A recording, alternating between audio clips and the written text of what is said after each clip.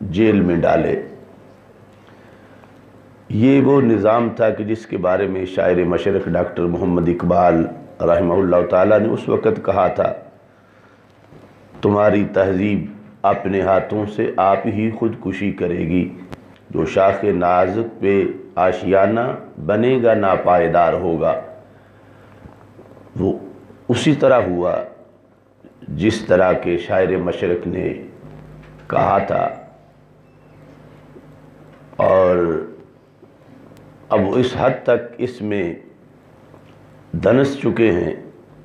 کہ انہیں واپسی کا کوئی رستہ نہیں مل رہا۔ تو وہ اس نظریے پر کہ ہم تو ڈوبے ہیں صنم تجھے بھی لے ڈوبیں گے، امت مسلمہ کو بھی اسی وادی کے اندر دھکیلنا چاہتے ہیں کہ یہ جو عفت، پاک دامنی، شرم اور حیا کا ان کا ماحول ہے، اور سوشل اور مارل ویلیوز کے لحاظ سے امت مسلمہ جو ایک اپنی الگ تھلگ پہچان رکھتی ہے، تو ان کی یہ برتری قائم نہ رہے اور یہ بھی ہماری طرح اس غلاظت کے اندر معاذ اللہ اس دلدل میں پھنس جائے۔ اس بنیاد پر وہ مسلسل ایسی تبدیلیاں ان کو پالش کر کے مسلمانوں کے لیے ان میں اٹریکشن لا کر انہیں جدت اور آزادی کہہ کے مسلمانوں کو اس ہلاکت کی وادی میں دھکیلنا چاہتے ہیں۔ اس پر ان کے اربوں ڈالر خرچ ہو چکے ہیں، بہت سے چینل، بہت سے نام نہاد سکالر اور بہت سے فلمی سٹار، بہت سے صحافی انہوں نے خرید کر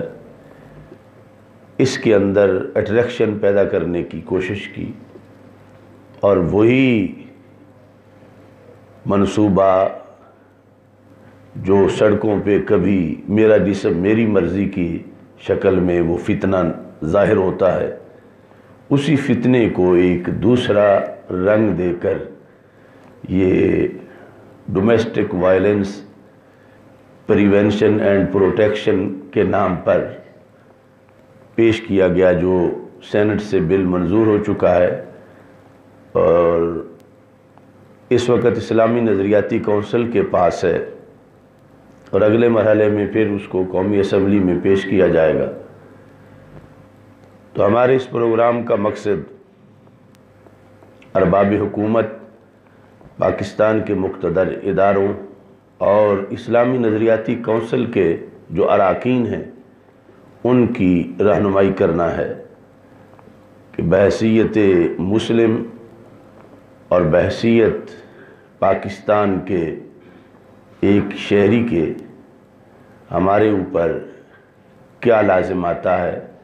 اور آئین پاکستان ہم سے کس چیز کا تقاضا کرتا ہے، اور یہ ویسٹ کا جو طریقہ اس بل کے اندر پیش کیا گیا ہے وہ کس حد تک قرآن و سنت سے متصادم ہے، اور ہمارے لیے ویسٹ کی تقلید نہیں بلکہ قرآن و سنت کے احکام کو فالو کرنا لازم ہے۔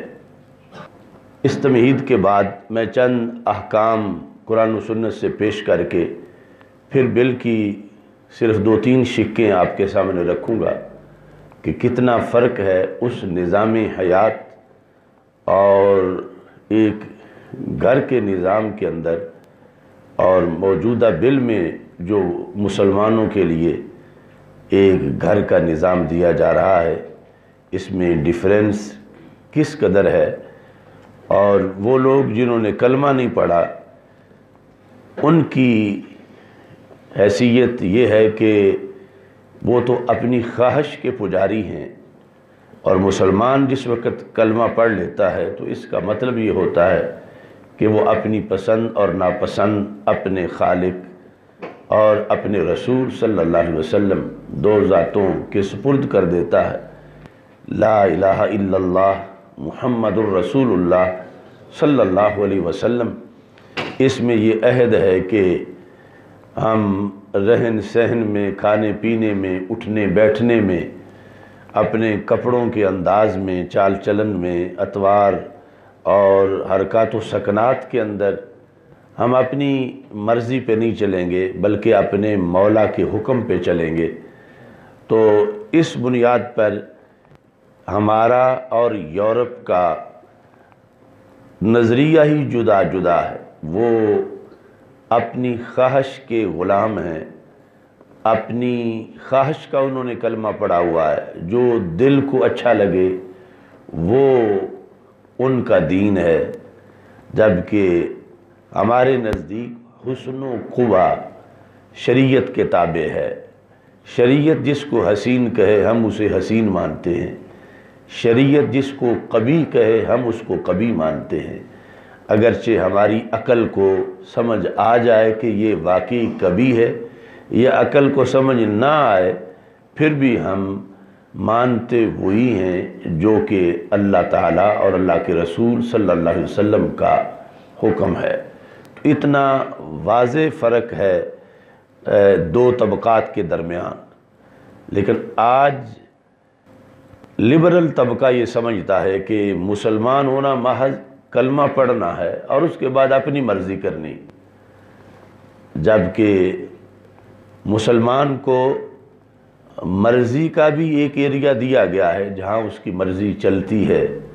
لیکن کچھ آگے حدود ہیں جہاں اس کی مرضی کا کوئی دخل نہیں ہے۔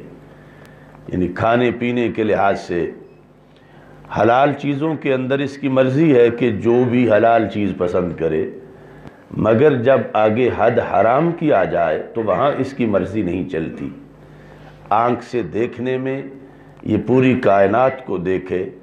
لیکن جب آگے وہ حدود آ جائیں کہ جہاں دیکھنا حرام ہے تو پھر اس کی مرضی ختم ہو جاتی ہے۔ حلال کے اندر کس چیز کو دیکھے وہ اس کی مرضی ہے، لیکن اس کی مرضی میں یہ نہیں کہ چاہے حلال کو دیکھے یا حرام کو دیکھے، حرام کے لحاظ سے اس کی پابندی لگائی گئی ہے، اور وہ پابندی اس کا غلامی کا رنگ نہیں بلکہ اس کا شرف ہے، اس کا اعزاز ہے۔ اب دیکھیں، رہنے سہنے کے لحاظ سے ایک طریقہ حیوانوں کا ہے اور ایک انسانوں کا ہے۔ بظاہر اس میں حیوانوں پر پابندیاں نہیں، انسانوں پر پابندیاں ہیں۔ کتا دیکھ لیں، گدھا دیکھ لیں، خواہش پوری کرنے کے لحاظ سے کتے پر پابندی نہیں، بندے پر پابندی ہے کہ وہ نکاح کرے۔ نکاح کے لحاظ سے پھر شرائط ہیں کہ کون سی عورت کے ساتھ اس کا نکاح ہو سکتا ہے، کون سی محرمات میں سے ہے، کون سی اس کے لیے ایسی ہے کہ اس کے ساتھ نکاح ہو سکتا ہے۔ اب یہاں بھی ایک حد تو انتخاب اور مرضی کی ہے، لیکن جب کہیں اس کی مرضی ہو مگر شریعت نے وہ رشتہ حرام کر رکھا ہو، تو آج کا گیا گزرا مسلمان بھی اتنی بات تو سامنے رکھتا ہے کہ جب شریعت نے یہ رشتہ مجھ پہ حرام کیا ہے تو میں یہاں نکاح نہیں کر سکتا۔ دوسری طرف کتا ہے، اس کا تعلق کتیا کے ساتھ یا گدھے کا گدھی کے ساتھ، وہاں پابندیاں نہیں، وہاں اس قدر احتیاطیں نہیں، وہاں آیات کا نزول نہیں کہ یہ محرمات ہیں، یہ نکاح کے احکام ہیں، یہ طلاق ہے، یہ عدت ہے۔ اب کون سی عقل ہے جو رشک کرے کتوں پر کہ انہیں تو اللہ نے بڑی آزادی دی ہوئی ہے اور ہمیں بڑی پابندیوں میں رکھ کے ہم تو جکڑے گئے ہیں۔ تھوڑا سا بھی سلیم الفطرت انسان ہو تو وہ اللہ کا شکر ادا کرے گا کہ اس نے ہمیں کتوں والی زندگی جو بظاہر آزادی ہے اس سے ہمیں نجات دی ہے، اور ہمیں ہمارے شرف کے پیش نظر کہ ہم اشرف المخلوقات ہیں،